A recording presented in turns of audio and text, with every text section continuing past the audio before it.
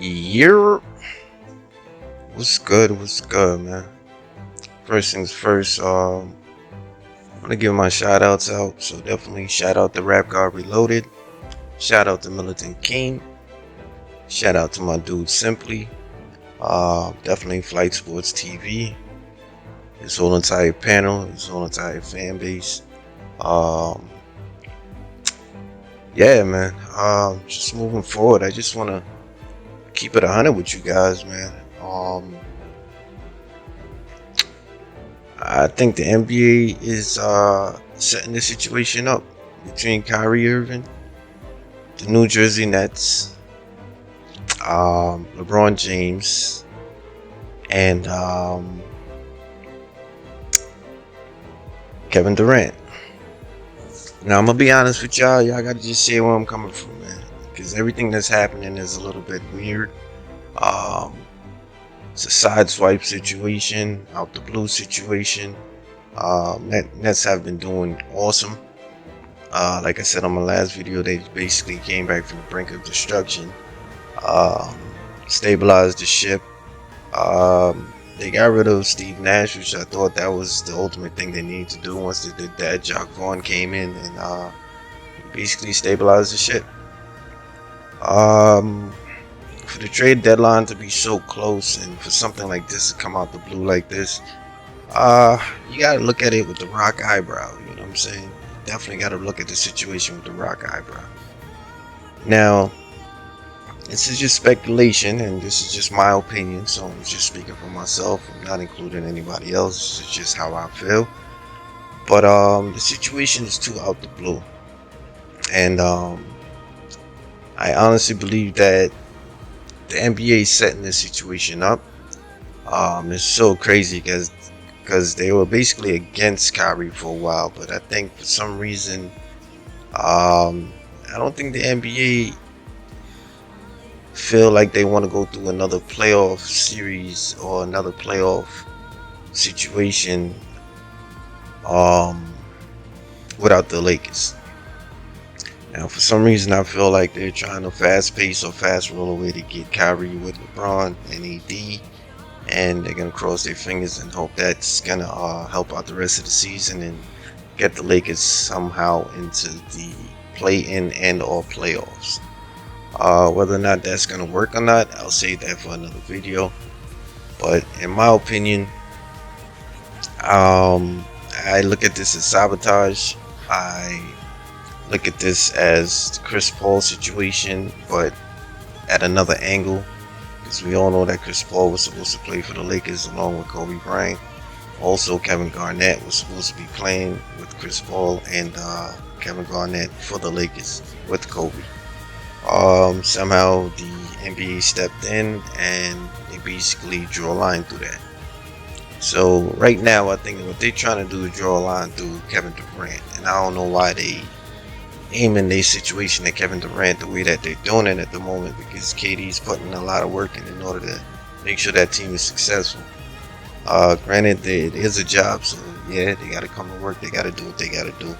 But when it comes to these type of situations where the NBA wants to step in and possibly create scenarios for themselves in order to, keep their fan base to a certain level, keep their marketing to a certain level, keep that money flow to a certain level, I think it's unfair to the fans. It's a dog-eat-dog world out there, bro, because you got to think about it, man. They was against Kyrie with the anti-Semitism situation, but they're with Kyrie right now and in the process of trying to get him to basically tag on to LeBron James and the Lakers and Anthony Davis. I'm going to research the situation a little bit more. I'm going to see how it plays out. You understand, trade deadline is next Thursday. I got a gut feeling that there's a possibility that this thing could happen because, mind you, he did request this trade a couple months ago when the team wasn't doing so well.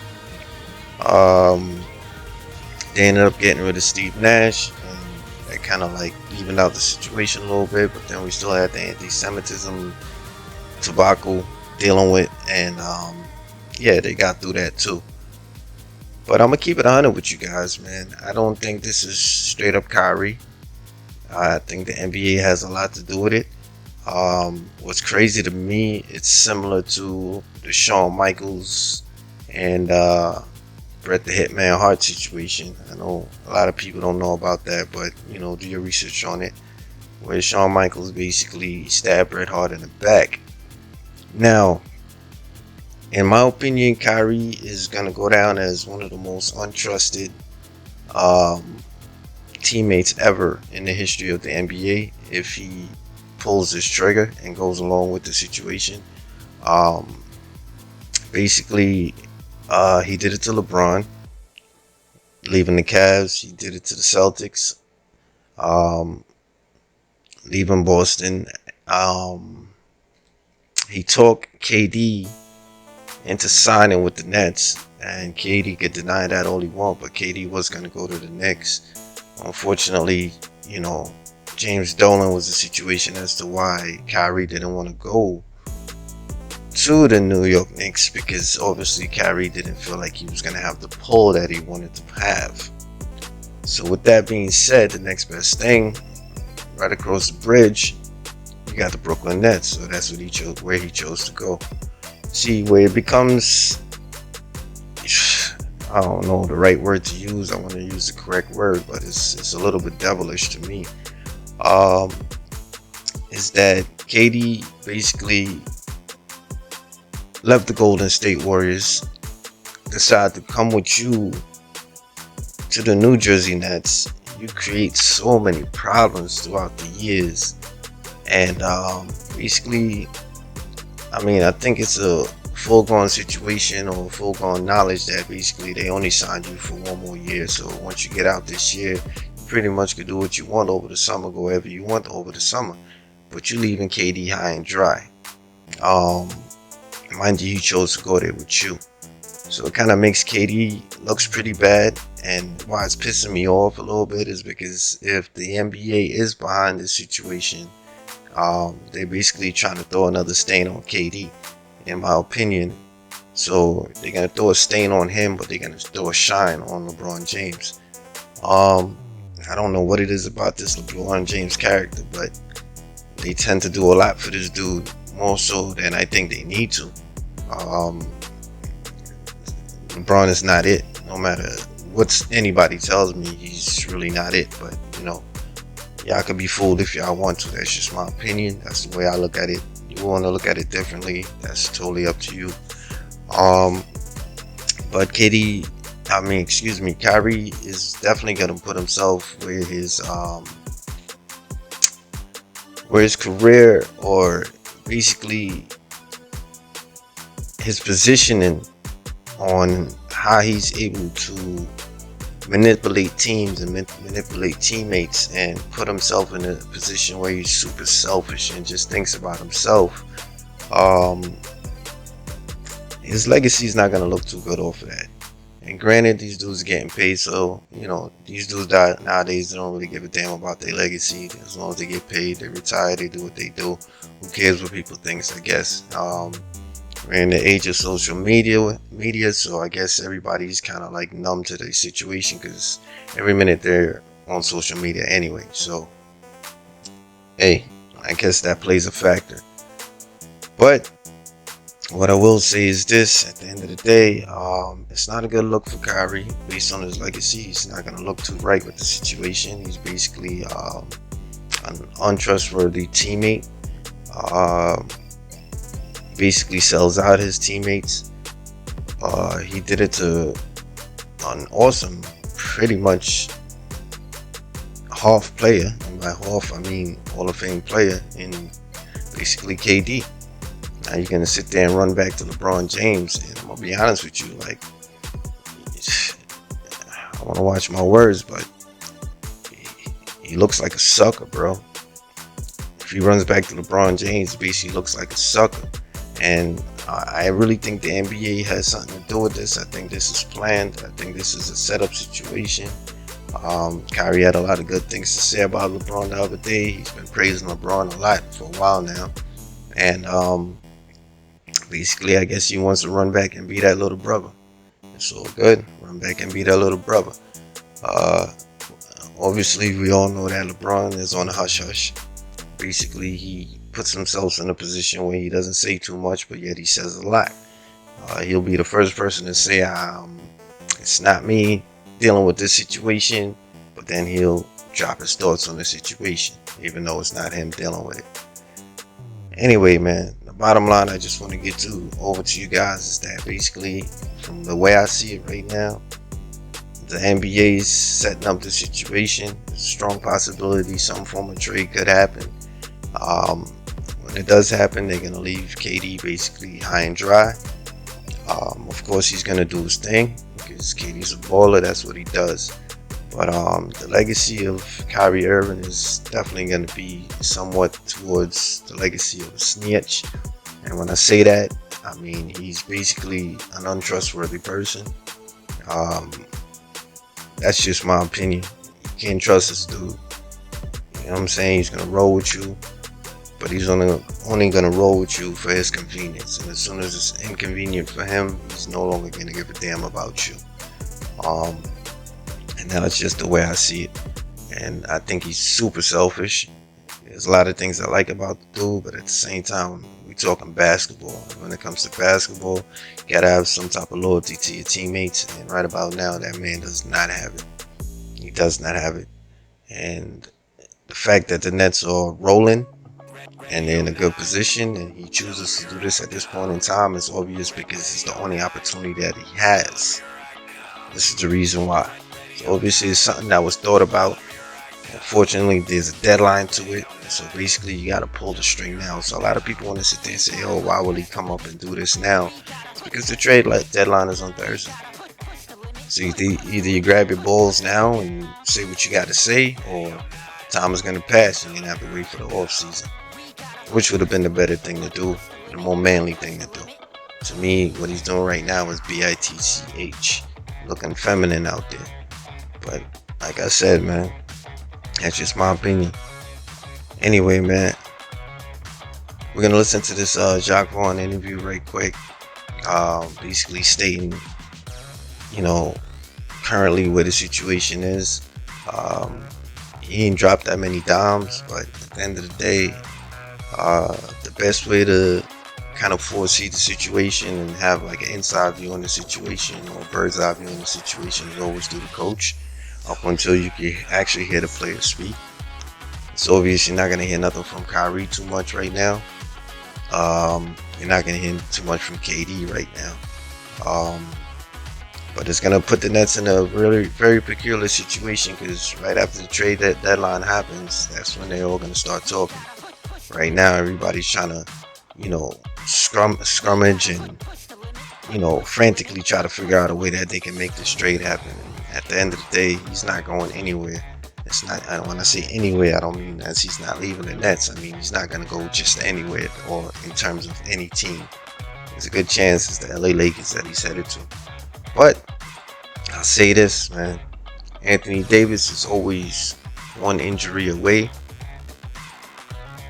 He's always one injury away. Alright? And I ain't trying to, talk of no injury on him. But a LeBron James and the Kyrie Irving team with the cast that they have, it's not going to work. There's a strong possibility it can't happen, because obviously Russell Westbrook ending up on the Nets is, whoa, man, that's a whole nother video, bro. Let me just save that. But anyway, man, doing about 14, going on 15 minutes now. Appreciate y'all tapping in, listening to my viewpoint on the situation. Y'all definitely leave some comments in the bottom. Let me know what y'all think about what I'm saying. Let me know if you think that I'm possibly accurate. Let me know if you think that I'm wrong. It is what it is, man. Either way, it's going to play out. But that's just my opinion on how I'm seeing this situation moving off. I just think that the NBA is playing a huge role in the situation that's going down right now, because everything is happening throughout the blue.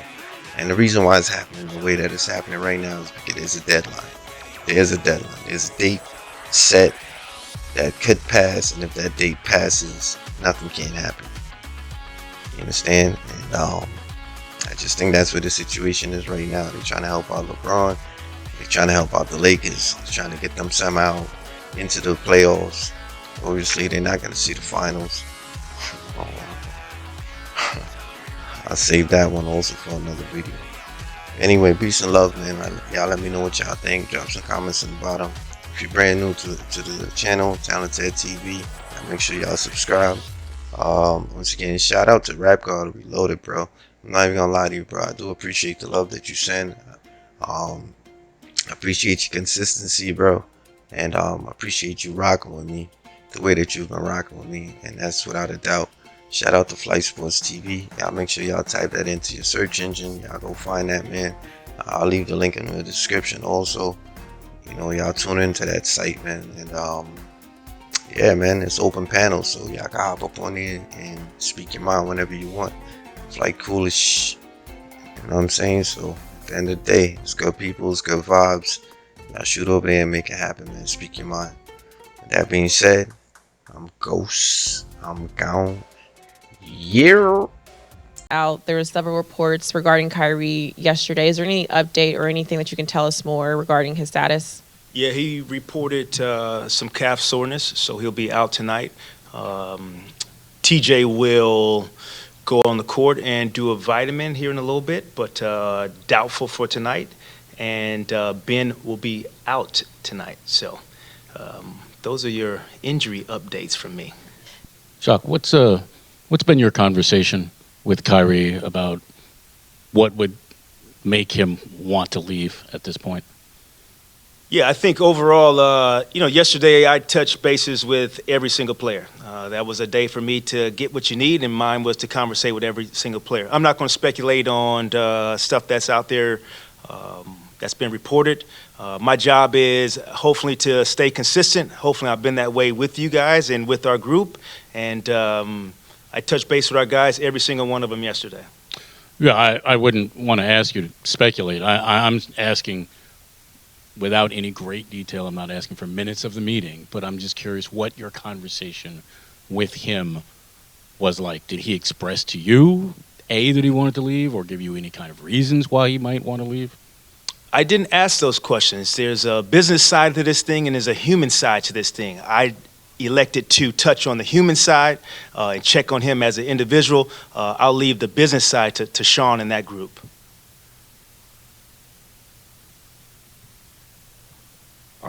Business side, human side, there's obviously also a basketball side to it. Just what changes with Kyrie out, and can you kind of just quantify how important he's been with Kevin out to you keeping the ship together so far? Yeah, I think it's a great challenge for this group. I'm looking forward to it. It's what we've been talking about the entire year, is you don't know what circumstances are going to be put in front of you. This is a perfect, ideal and test for our group. What are you going to do?